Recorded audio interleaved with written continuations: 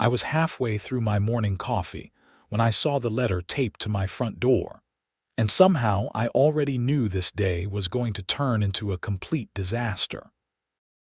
The envelope was cream-colored, the expensive kind that screams, "I have too much time and money," with the words Cedar Heights Homeowners Association embossed in gold lettering across the top. I ripped it open right there on my porch, the January wind biting at my face as I scanned the contents.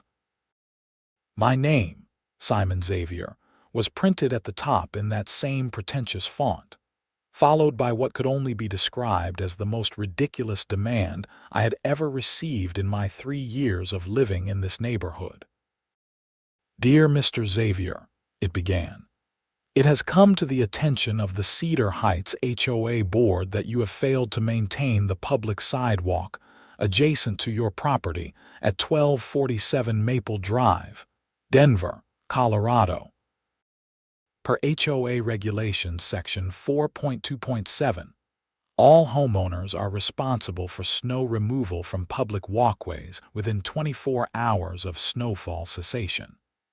You are hereby ordered to clear said sidewalk immediately and maintain it in a clear state for the remainder of winter season. Failure to comply will result in fines of $50 per day. Regards, Patricia Henderson, HOA President." I read it twice, then a third time, certain I must be missing something. The sidewalk in question was not the one leading to my house. That one I kept meticulously clear because I actually used it.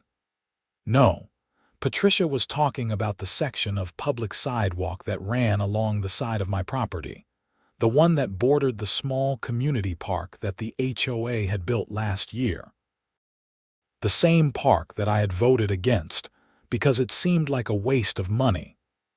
The same park that was locked 6 months out of the year and that maybe 5 people in the entire neighborhood actually used. I crumpled the letter in my fist and looked out at the offending sidewalk. We had gotten 8 inches of snow 2 days ago, and yes, that particular stretch was buried under a pristine white blanket. But so was every other sidewalk in the neighborhood that did not directly lead to someone's front door. The city had not even plowed the streets properly yet. My phone buzzed in my pocket. It was my buddy Marcus from 2 streets over. "Dude, did you get one of these insane letters?" he asked before I could even say hello. "The snow removal thing?" "Yeah, just found it. Patricia has lost her mind. She sent these to like 15 people. Everyone is freaking out in the neighborhood chat." I pulled up the Cedar Heights community app on my phone and sure enough, the message board was exploding. Dozens of residents were posting photos of their letters, all with slight variations of the same demand. "Clear the public sidewalks near your property or face daily fines." "This cannot be legal," I muttered, scrolling through the increasingly angry messages. That is what I said, but apparently she is citing some bylaw that got passed 2 years ago. "You remember that big meeting about community standards?" I did remember vaguely. It was right after I had bought my house, and I had been too busy unpacking to pay much attention to HOA politics. I had shown up, signed some papers, and left early to deal with a leaking pipe. Apparently that had been a mistake. "I am not clearing a sidewalk that no one uses," I said, watching a few brave souls struggle down the unplowed street in their cars. "The park is literally closed. Good luck with that. You know Patricia, she will fine you into bankruptcy just to prove a point." Marcus was not wrong. Patricia Henderson had been the HOA president for 5 years, and in that time, she had transformed our quiet neighborhood into something resembling a militarized zone of property compliance. She had sent violation notices to people for having the wrong shade of beige on their shutters. She had threatened legal action against the Johnsons for planting roses instead of tulips in their front garden. Last summer, she had tried to ban barbecue grills because she claimed the smoke was a nuisance. and it had taken a near revolt to shut that down. I ended the call with Marcus and stood on my porch, staring at that stupid sidewalk. The temperature was hovering around 15 degrees, and more snow was forecasted for tonight. Even if I cleared it now, it would be buried again by morning. This was busy work, a power play by someone who got their kicks from making other people's lives difficult. My neighbor to the right, an older woman named Dorothy, was already out with her shovel, slowly working her way down her section of sidewalk. She waved at me, and I felt a pang of guilt. Dorothy was 73 and should not have been out in this weather breaking her back over Patricia's arbitrary rules. I went inside, poured the rest of my coffee down the sink, and grabbed my coat. If I was going to deal with this nonsense, I needed a plan. The Cedar Heights HOA office was located in a small building near the neighborhood entrance, right next to the guardhouse that no one ever manned. I drove there instead of walking, mostly because I wanted the heat, and parked in one of the visitor spots. Through the window, I could see Patricia sitting at her desk, perfectly coiffed blonde hair, designer reading glasses perched on her nose as she typed away at her computer. I pushed through the door, and she looked up with that smile that never reached her eyes. "Simon, how nice to see you. I assume you are here about the notice." "You assume correctly. Patricia, this is ridiculous. You are asking people to clear sidewalks that no one is using in the middle of a snowstorm or face daily fines." She folded her hands on the desk, her smile never wavering. "The bylaw is very clear. Property owners are responsible for maintaining public walkways adjacent to their homes. It is a matter of community safety and standards. The park is closed. No one is walking on those sidewalks. That is irrelevant. The rules apply regardless of usage. We all agreed to these terms when we purchased our homes here." "I did not agree to anything. I was not even at that meeting." "You signed the updated HOA agreement. I have your signature on file." She turned her computer monitor toward me, showing a scanned document with my scrawled signature at the bottom. "See, right there." I leaned closer, squinting at the dense text above my signature. I vaguely remembered signing something during closing, but it had been part of a stack of documents 2 inches thick. My realtor had assured me it was all standard. "This is insane," I said, straightening up. "You are going to fine people $50 a day for not clearing snow from a sidewalk next to a closed park. I am enforcing the rules that this community agreed upon. If you have an issue, you are welcome to bring it up at the next board meeting." "When is that?" "March 15th. "That is over 2 months away." She shrugged, a delicate lift of her shoulders. "The schedule is set annually. In the meantime, I suggest you clear that sidewalk. The clock started yesterday, so you already owe $50. I would hate to see that number climb." I stared at her, my jaw clenched so tight I could feel my teeth grinding. She was enjoying this, every second of it. "You know what, Patricia? Fine, I will take care of the sidewalk." Her smile widened. "Wonderful. I am so glad we could resolve this amicably." I turned and walked out before I said something I would regret. The cold air hit my face like a slap, and I stood there for a moment, breathing hard, watching my breath fog in the frigid air. I drove home slowly, my mind racing. There had to be a way out of this. Some loophole, some angle that Patricia had not considered. I was a software engineer, not a lawyer, but I knew how to solve problems. This was just another problem, albeit an infuriating one. When I pulled into my driveway, I noticed Dorothy was back inside, her section of sidewalk cleared. The stretch along my property remained untouched, a white expanse that seemed to mock me. I went inside and fired up my laptop. If Patricia wanted to play by the rules, then I would read every single rule until I found something I could use. The HOA bylaws were available on the community website, a massive PDF that was clearly designed to be as impenetrable as possible. I poured myself a fresh cup of coffee and started reading.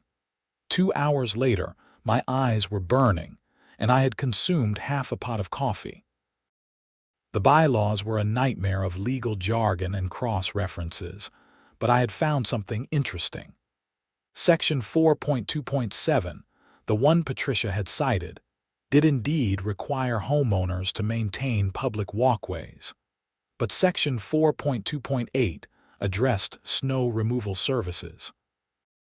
Specifically, it stated that if a homeowner hired a professional snow removal service, the HOA could not dictate the timing or method of removal, only that it be completed in a reasonable time frame. I leaned back in my chair, a plan forming. Patricia wanted the sidewalk clear. Fine. I would clear it, but I would do it on my terms. I grabbed my phone and called a number I had saved from last winter. Mike's Landscaping and Snow Removal had done my driveway a few times when I had been traveling for work. Mike answered on the third ring. "Mike, it is Xavier from Cedar Heights. I need a favor and I am willing to pay extra." "Sure thing, Simon. What do you need?" "I need you to come clear a section of sidewalk for me, but I need you to do it in a very specific way." I explained what I had in mind and Mike was silent for a moment. "That is petty as hell, man. I love it. When do you want me there?" "Tonight after dark. And Mike, send me an itemized invoice for everything. Make it thorough." "You got it." I hung up and pulled up the community chat app. Time to see if anyone else wanted in on this. I posted a simple message. "Anyone else tired of Patricia's snow removal demands? I have an idea. DM me." Within 10 minutes, I had 12 responses. Within an hour, 23 people were in on the plan. We created a private group chat and I laid out the strategy. The next morning, I woke up to find my section of sidewalk cleared. Technically cleared. Mike and his crew had removed every flake of snow from the concrete, exactly as requested. They had also, per my instructions, piled all of that snow directly on the other side of the sidewalk, creating a wall of packed snow approximately 4 feet high that completely blocked access to the park entrance. But it got better. Because the sidewalk curved around the corner toward the park entrance, and because Dorothy had already cleared her section, all that displaced snow had nowhere to go except up. The result was a massive snow berm that looked like a miniature fortress wall, with the perfectly clear sidewalk running alongside it like a moat. I took photos from every angle, making sure to capture the pristine concrete and the mountain of snow beside it. Then I opened my laptop and started working on the invoice. Mike had charged me $200 for the job, which was steep but worth it. I copied his format and created my own invoice. Snow Management Services for Cedar Heights HOA. I itemized everything: labor, equipment usage, materials. Though what materials were involved in moving snow, I had no idea, and added a line for emergency after hours service since Mike had come out at night. The total came to $750. I printed 3 copies, signed them, and put them in an envelope addressed to Patricia Henderson at the HOA office. By noon, the neighborhood chat was going wild. 22 other homeowners had hired Mike and his crew or other local services to do exactly what I had done. Stretches of sidewalk around the entire community park were now clear, bordered by massive walls of snow that blocked every entrance and access point. The park was now completely inaccessible, surrounded by a ring of displaced snow that made it look like a fortress under siege. The photos being posted were hilarious. Someone had placed a "Welcome to Cedar Heights Ice Castle" sign in front of one of the berms. Another person had built a snowman on top of their wall, facing toward the HOA office. Marcus had gone so far as to pack his snow wall so tightly that he carved windows into it, creating a weird igloo structure that his kids were playing in. My doorbell rang around 1 in the afternoon. I knew who it was before I even opened the door. Patricia stood on my porch, her face flushed red, and for once her perfect composure was cracked. Behind her was a man I recognized as Dale Murphy, the vice president of the HOA board, looking uncomfortable in an expensive parka. "What the hell is this?" Patricia demanded, thrusting her phone toward me. On the screen was a photo of my snow wall. "Snow removal," I said calmly. "You demanded I clear the sidewalk. It is clear. You buried the park entrance." "No, I cleared the sidewalk. Where I put the snow is not specified in section 4.2.7. Dale cleared his throat. "Simon, come on. You know this is not what we meant." "Then perhaps the bylaws should be more specific. As it stands, I complied fully with the order. In fact, I went above and beyond and hired a professional service, which according to section 4.2.8 is not only allowed but encouraged." Patricia's hands were shaking. "You are obstructing community property. The park is closed for winter. No one can access it anyway. The gate is locked." "That is not the point." "Then what is the point, Patricia?" "Because from where I am standing, the point was to harass residents over a nonsense rule that serves no purpose except to give you a power trip." Dale stepped between us, holding up his hands. "Let us all take a breath here. Simon, I understand your frustration, but this is getting out of hand. Maybe we can work out a compromise." "I already compromised. I cleared my sidewalk. At considerable personal expense, I might add." I pulled the envelope from my pocket and handed it to Patricia. "Here is my invoice for snow removal services rendered on behalf of the HOA's mandate. $750. I expect payment within 30 days, as per standard business practices." Patricia's face went from red to purple. "You cannot bill the HOA for this." "Sure I can. You created a mandate that required me to hire professional services. The cost of compliance is the HOA's responsibility, especially since this benefits community property, not my personal property." "That is not how this works." "Then take me to court and explain to a judge why you think homeowners should pay out of pocket to maintain access to a park they cannot even use. I am sure that will go over great." Dale took the envelope from Patricia before she could rip it up. "We will discuss this at an emergency board meeting. In the meantime, everyone just needs to calm down." "I am perfectly calm," I said. "My sidewalk is clear. I am in full compliance. Have a nice day." I closed the door and leaned against it, my heart pounding.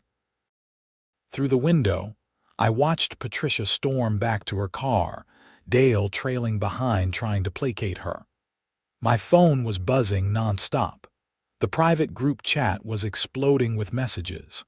Apparently, 6 other people had also submitted invoices to the HOA.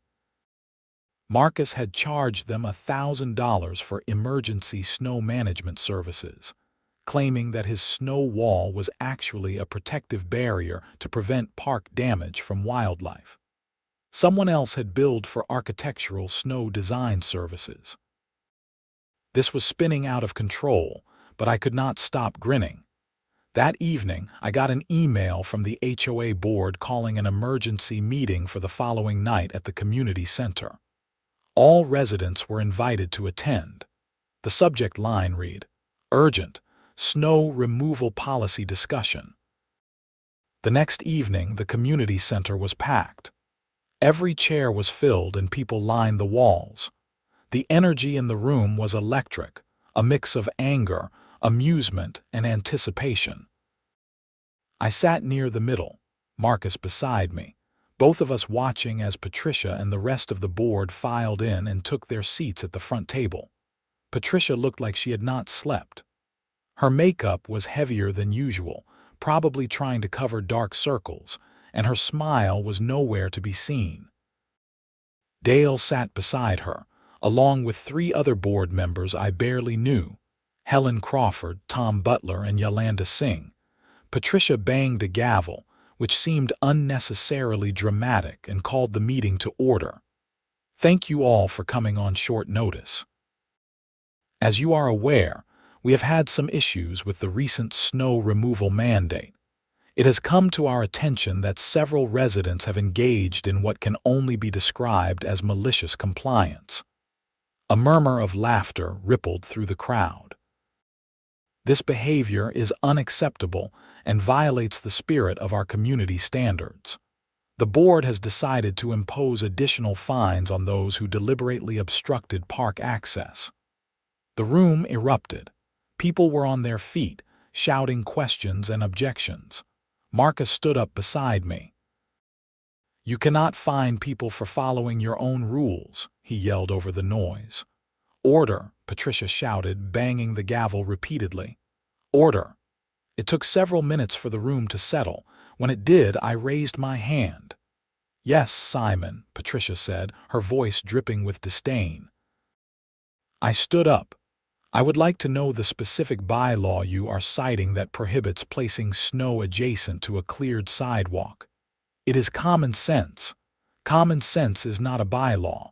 Either there is a rule against it, or there is not." Helen leaned over and whispered something to Patricia. After a moment, Patricia said, "Section 3.1.4 prohibits any modifications to common areas without board approval. We did not modify anything. We moved snow. Snow is temporary. It melts. You created barriers. Barriers that will be gone in a few weeks when the temperature rises. And again, if you wanted to prohibit where snow could be placed, that should have been specified in your original mandate." Dale stood up, his expression tired. "Look, everyone, this has gotten out of hand on both sides. The board will table the additional fines while we review the bylaws and come up with clearer language. In the meantime, we ask that residents please remove the snow barriers and maintain reasonable access to community spaces." "Will the HOA be removing the sidewalk clearing mandate?" I asked. Dale and Patricia exchanged glances. Patricia's jaw was tight as she said, "The mandate stands. Public sidewalks must be kept clear." "Then my invoice stands," I said. "As do the invoices submitted by other residents. If you want us to maintain community property, you need to compensate us for it." The room erupted in applause and shouts of agreement. Patricia looked like she wanted to throw her gavel at my head. The meeting devolved from there. For the next hour, residents aired every grievance they had ever had with the HOA, from the ridiculous landscaping requirements to the absurd paint color restrictions. Patricia tried to maintain control, but it was clear she had lost the room. By the time the meeting ended, nothing had been resolved except that everyone was angry and no one trusted the board. I drove home that night feeling oddly energized. For the first time since moving to Cedar Heights, I felt like I was part of a community. A pissed-off, rebellious community, but a community nonetheless. Over the next week, the standoff continued. The snow walls remained. The sidewalks stayed clear. More snow fell, and residents hired services to clear their sections again, each time piling the snow higher on the park side. The fortress was growing, and it became something of a local attraction. People from other neighborhoods drove by to take photos. A local news station did a puff piece about the Great Cedar Heights Snow Rebellion. And suddenly, we were minor celebrities. Patricia sent out daily emails threatening legal action, demanding compliance, warning of dire consequences. Each email was more unhinged than the last. She started seeing lawyers, though it was unclear if they were actually her lawyers or if she was just trying to intimidate us. Then, on a Tuesday morning, everything changed. I was working from home, halfway through a video call with my team when I heard sirens. Lots of them. I muted my microphone and went to the window. 3 police cars and an ambulance were screaming down the street toward the community center. I ended my call and grabbed my coat. By the time I got there, a small crowd had already gathered. The ambulance was parked near the HOA office, and paramedics were wheeling someone out on a stretcher. It was Patricia. Dorothy was standing nearby, and I walked over to her. "What happened?" "I am not entirely sure," she said quietly. "I heard shouting from inside the office, and then Helen came running out screaming for help. The paramedics loaded Patricia into the ambulance, and it pulled away, lights flashing but no siren." Dale emerged from the office, looking pale, and walked over to the gathered crowd. "Everyone, please go home. Patricia has had a medical emergency. We will update you when we know more." The crowd dispersed slowly, everyone whispering and speculating. I went back home and tried to focus on work, but I could not stop thinking about what I had seen. Patricia had looked unconscious on that stretcher. By evening, the neighborhood chat was full of rumors. Heart attack, stroke, nervous breakdown. No one knew for sure, and Dale was not responding to messages. 3 days later, we got an email from Dale. Patricia had suffered a severe anxiety attack that had triggered a cardiac episode. She was stable but would be taking an indefinite leave of absence from her duties as HOA president. Dale would be assuming her responsibilities in the interim. The relief in the neighborhood was palpable, though no one wanted to say it outright. No one wanted Patricia to have a heart attack, but everyone was glad she would not be sending out insane mandates for the foreseeable future. Dale's first act as interim president was to suspend all snow removal requirements until the board could draft new, more reasonable policies. He also formally rejected all the invoices residents had submitted, but he did it politely, with an explanation that the bylaws did not actually support mandatory HOA payment for private snow removal services. I had not actually expected them to pay my invoice. The point had been made. Over the next few weeks, the snow walls gradually melted as temperatures rose into the 30s and 40s.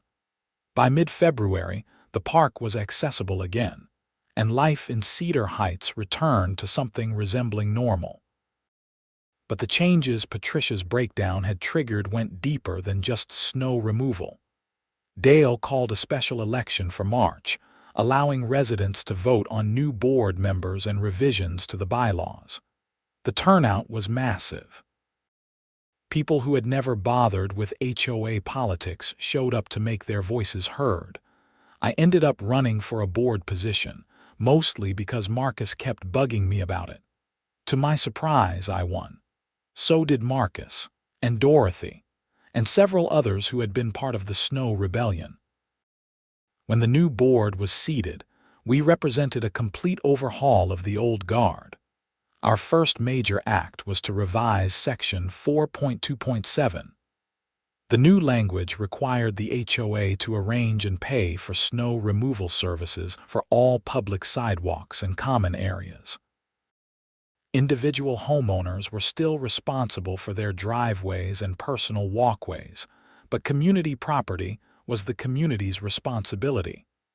The vote was unanimous.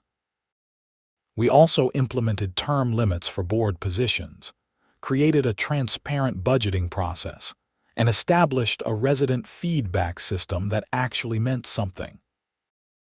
The changes were not revolutionary, but they made Cedar Heights feel less like a dictatorship and more like a place people actually wanted to live. Patricia never came back. We heard through the grapevine that she had sold her house and moved to Arizona to be near her daughter. I felt a little bad about that, but not much. She had brought it on herself. One Saturday afternoon in early March, I was out front washing my car when Dorothy walked over, leaning on her cane. "Beautiful day," she said. "It really is." The sun was out, The temperature was finally above 50, and the last remnants of snow were melting away. You know, Simon, I have lived in this neighborhood for 20 years. That whole business with the snow was the most entertainment I have had in ages. I laughed. I am glad someone enjoyed it. More than enjoyed it. You stood up to a bully. A lot of people were too scared to do that. They just paid the fines and kept their heads down. I got lucky. If the bylaws had not had that loophole about hiring services, I would not have had a leg to stand on. Dorothy smiled. Luck favors the prepared, dear. You did your homework. That is more than most people would have done.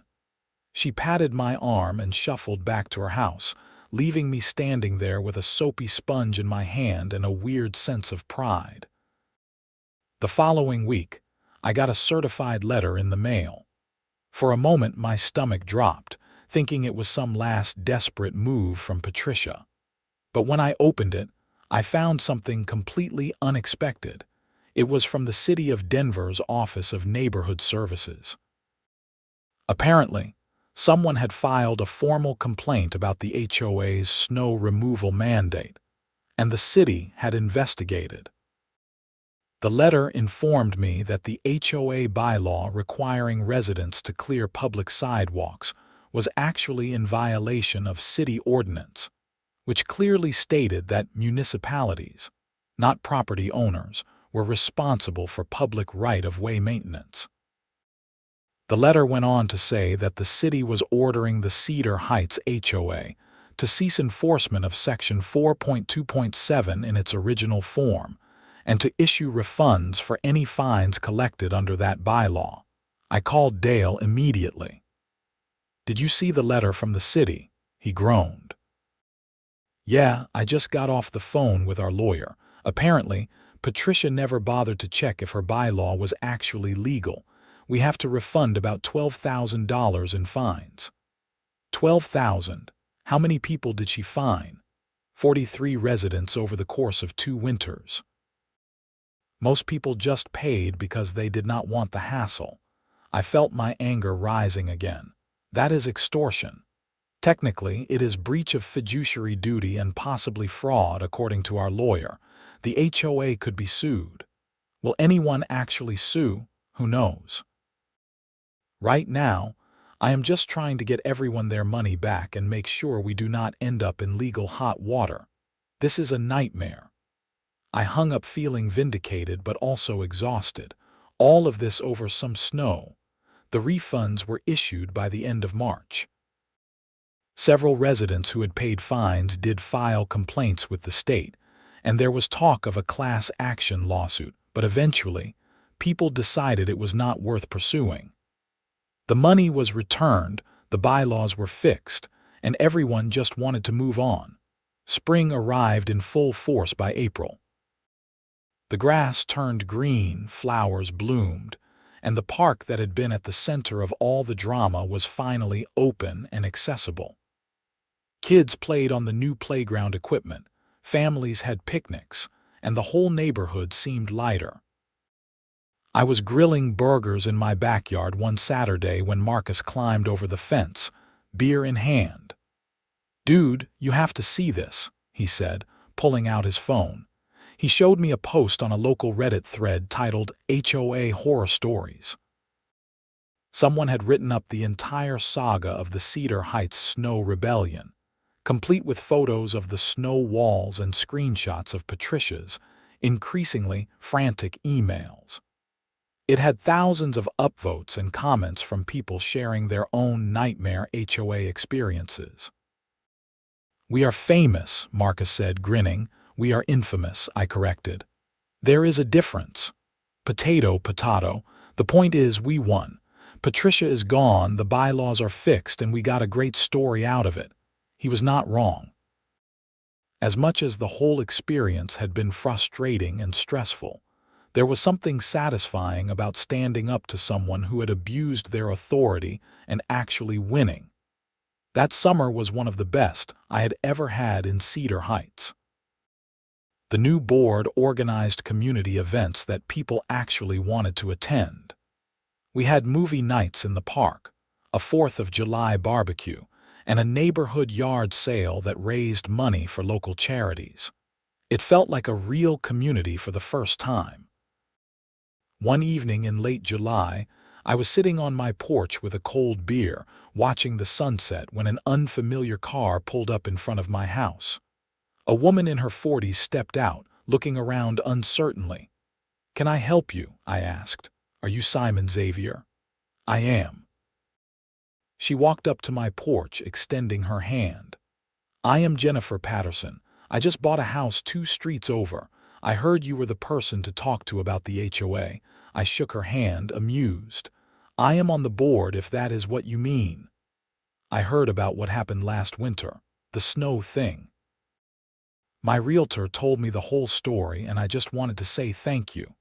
I almost did not buy here because of the HOA horror stories, but when I heard how things changed, it made me feel better about the decision. "Well, welcome to the neighborhood. I hope you like it here." "I think I will," she said, smiling. "It is nice to know there are people willing to fight back when things are not right." After she left, I sat there thinking about how strange life could be. A year ago, I had been ready to sell my house and move somewhere without an HOA. Now I was on the board, helping shape the community into something better. All because of some snow and a ridiculous letter. My phone buzzed with a text from Dorothy. "Board meeting tomorrow night. Do not forget." I sent back a thumbs up and took another sip of my beer. Being on the HOA board was not what I had ever imagined myself doing, but it turned out I was pretty good at it. I understood rules and systems from my work in software engineering, and I had a knack for finding solutions that made everyone reasonably happy. We were not perfect, and there were still disputes and disagreements, but we handled them with common sense and transparency, which was more than could be said for the old regime. In October, we held our first annual board review, where residents could provide feedback on our performance and suggest changes. The turnout was modest but engaged. People appreciated having a voice, and we appreciated having a reality check.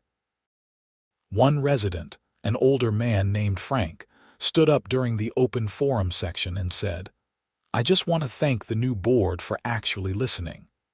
For the first 10 years I lived here, I felt like I was being governed by people who did not care what I thought. Now I feel like I matter." The applause that followed was genuine, and I felt a lump in my throat. This was why we had fought so hard, not just for principle, but for the people who lived here. For the Franks and Dorothys who just wanted to live their lives without being harassed over petty nonsense. Winter came around again, and with it, the first snow of the season. But this time, when I woke up to a white landscape, I did not feel dread. I looked out my window and saw a city snowplow clearing the streets, followed by a contracted service the HOA had hired to handle all the public sidewalks and common areas. My personal sidewalk and driveway still needed clearing, but that was reasonable. I bundled up, grabbed my shovel, and went to work. It took about 30 minutes, and by the time I was done, I was sweaty despite the cold. Dorothy came out as I was finishing up, waving from her porch. "Need help with yours?" I called over. "Already done." That nice service the HOA hired came by early this morning. Did they do a good job? Excellent job. I am so glad we do not have to worry about that public sidewalk anymore. I finished up and went inside, feeling content. This was how it should have been from the start. Reasonable rules, reasonable enforcement, and a board that actually cared about the residents. Later that week, I got an unexpected package in the mail. It was a small box with no return address. Inside was a bottle of expensive whiskey and a handwritten note. "Simon, thank you for fixing what I was too tired to fight. Patricia made a lot of our lives hell, and you stood up when the rest of us would not. Here is to better days. Cheers, Greg Thompson." I did not know who Greg Thompson was, but the gesture touched me. I put the bottle on my shelf, saving it for a special occasion. December rolled around, and with it, the holiday season. The HOA organized a neighborhood light display competition, completely voluntary and just for fun. No rules about what colors were allowed, no restrictions on decorations. Just neighbors celebrating the season however they wanted. Marcus went all out, covering his entire house in multicolored lights that could probably be seen from space. Dorothy put up a tasteful nativity scene. I went with classic white icicle lights and a wreath on my door. On Christmas Eve, the board organized a caroling event. About 30 residents showed up, bundled in coats and scarves, walking the neighborhood singing off key renditions of holiday classics. It was cheesy and wonderful, and exactly the kind of thing Patricia would have hated. We ended up at the park, where Dale had set up a small fire pit and was serving hot chocolate. Kids ran around in the snow, adults chatted and laughed, and for a moment, everything felt perfect. Dale pulled me aside as the crowd was dispersing. "I wanted to thank you, Simon, for everything. You did not have to get involved, but you did, and it made all the difference. I just did not want to shovel someone else's sidewalk," I said, grinning. He laughed. "Well, your stubbornness saved this place, so thank you." As I walked home that night, the snow crunching under my boots and the stars bright overhead, I thought about how much had changed in 1 year. How a simple act of defiance over something as mundane as snow removal had sparked a complete transformation of our community. January arrived, and with it, the anniversary of that first ridiculous letter. I was sitting at my kitchen table, drinking my morning coffee when Marcus called. "Hey, I am organizing a 1-year anniversary party, the Great Snow Rebellion. You in?" "That is the dumbest idea you have ever had." "So that is a yes," I laughed. "Yeah, I am in." The party was held at Marcus's house, and about 20 of us showed up. We told stories, showed the old photos of the snow walls, and laughed until our sides hurt. Someone had made a cake with a miniature edible snow wall on top. It was ridiculous and perfect. At one point, Dorothy raised her glass and said, "To Simon for having the guts to bury a sidewalk and send a bill." Everyone cheered, and I felt my face flush. I was just being petty. "You were being brave," Dorothy corrected. "There is a difference." As the night wore on and people started heading home, I stood on Marcus's porch, looking out at the neighborhood. The streetlights cast a warm glow on the snow-covered streets, and lights twinkled in windows. It was peaceful and beautiful, and it was home. I thought about Patricia sometimes, wondering if she ever regretted how things had gone. Probably not. People like her rarely did. But I hoped she was happier in Arizona, away from the stress of running an HOA like a dictator. February brought more snow, but this time, the contracted service handled everything smoothly. The streets and sidewalks were clear, the park remained accessible, and life went on without drama. In March, I ran for re-election to the board and won again, this time with even more votes. The trust we had built over the past year meant something, and residents felt confident that we would continue to represent their interests. One of our first actions in the new term was to establish a community fund for residents facing financial hardship. If someone could not afford their HOA dues or needed help with home repairs, they could apply for assistance. It was a small thing, but it made a difference. We also started a neighborhood watch program, not the paranoid kind that Patricia would have loved, but a genuine effort to look out for each other. When the Millers went on vacation, neighbors collected their mail and checked on their house. When old Mr. Chen fell and broke his hip, people organized meal trains and helped with his recovery. Cedar Heights was becoming the kind of place I had hoped it would be when I first moved in. One Saturday in April, I was planting flowers in my front garden when a moving truck pulled up across the street. A young couple climbed out, looking excited and nervous. I walked over to introduce myself. "Welcome to Cedar Heights. I am Simon Xavier." The man shook my hand enthusiastically.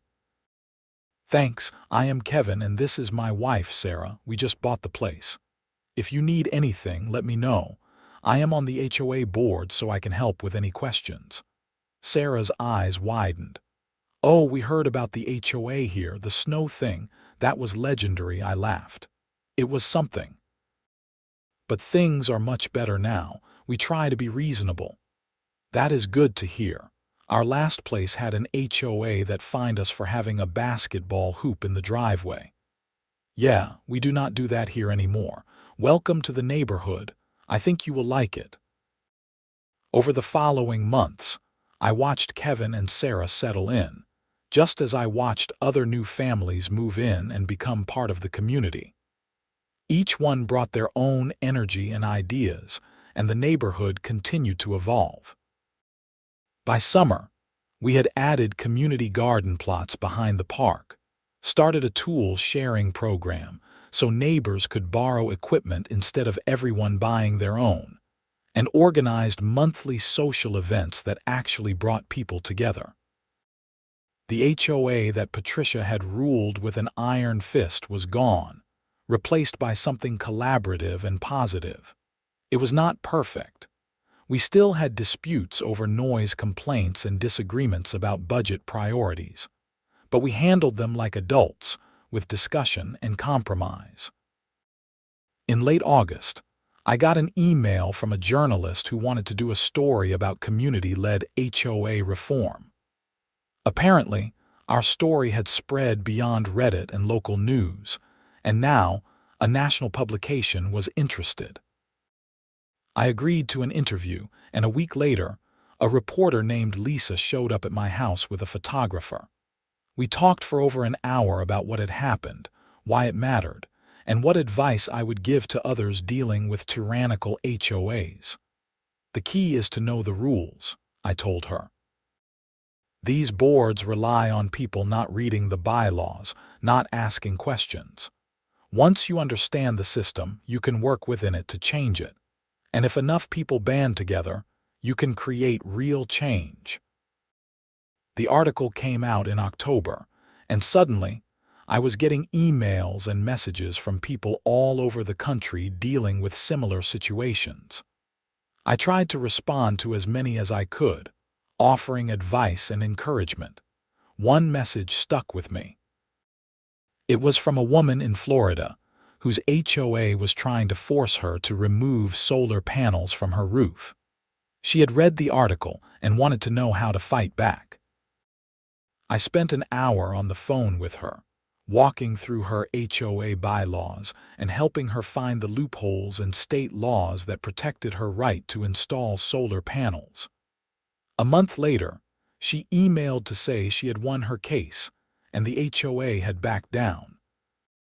"Thank you for showing me I did not have to just accept their demands," she wrote. "You inspired me to fight." That message made everything worth it. The stress, the conflict, the ridiculous snow walls, all of it.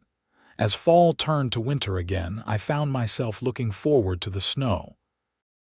Not because I enjoyed shoveling, but because it was a reminder of how much had changed. 2 years ago, snow had been a source of stress and conflict. Now, it was just part of life, handled efficiently by the systems we had put in place. The first snow of the season came in early November, a light dusting that melted by afternoon. But when the real storms hit in December, the contracted service was ready. Streets and sidewalks were cleared promptly, and residents went about their lives without hassle. On New Year's Eve, the neighborhood gathered in the park for a celebration. We had a bonfire, music, and at midnight we set off fireworks that lit up the sky. Standing there with my neighbors, watching the explosions of color overhead, I felt a profound sense of gratitude. 2 years ago, I had been a guy who just wanted to be left alone. Now, I was part of something bigger, a community that had learned to stand up for itself, to demand better, and to create the kind of place people actually wanted to live. Dorothy sidled up beside me, a blanket wrapped around her shoulders. Beautiful, is it not? It really is. You know, Simon, when you first moved here, I thought you were just another young person who would not stick around, but you proved me wrong. You made this place better. We all made it better, I said. I just started the snowball rolling. She chuckled at the pun. Well, I am glad you did. As the fireworks faded and people started heading home, I walked back to my house slowly, savoring the cold air and the quiet. My breath fogged in front of me, and somewhere in the distance, I could hear laughter and music still playing. I thought about Patricia, wherever she was, and hoped she had found peace. I thought about all the people who had stood with me during the snow rebellion, who had been willing to risk fines and conflict to demand something better. I thought about the new families moving in, the kids growing up in a neighborhood that valued community over control. And I thought about that first letter, the one that had started everything, the one demanding I clear a sidewalk that no one used or face daily fines, the one that had made me angry enough to fight back. Sometimes, the smallest acts of defiance lead to the biggest changes. Sometimes, refusing to accept an unreasonable demand is the first step toward creating something better. And sometimes, burying a sidewalk in snow and sending a bill is exactly the right response. I unlocked my door and stepped inside, shaking the snow from my boots. Tomorrow, I had another board meeting. We were discussing a proposal to add electric vehicle charging stations in the community parking area. It was a far cry from arguing about snow removal, and I was grateful for that. Life in Cedar Heights was good. Not perfect, but good. And that was enough. I poured myself a glass of that whiskey Greg Thompson had sent me, raised it in a silent toast to everyone who had been part of the journey, and took a sip. It was smooth and warm, exactly what I needed on a cold winter night. Outside, the snow continued to fall, gentle and peaceful, blanketing the neighborhood in white. But this time, I knew that when morning came, the streets would be clear, the sidewalks would be safe, and no one would be receiving ridiculous demands or threats of fines. We had built something worth protecting. A community where people looked out for each other, where rules made sense, and where even the smallest voice could make a difference. And it had all started with snow, a shovel, and the stubborn refusal to accept that things had to stay broken. I finished my whiskey, turned off the lights, and headed to bed. Tomorrow was another day, another chance to make Cedar Heights a little bit better. And I was ready for it. The last thing I thought about before falling asleep was that ridiculous invoice I had sent to Patricia. $750 for snow management services. She never paid it, of course. But in a way, the whole neighborhood had paid me back 1,000 times over. Not in money, but in something far more valuable. A community worth living in, built by people who refused to accept tyranny disguised as homeowner regulations. And that was worth more than any invoice could ever capture.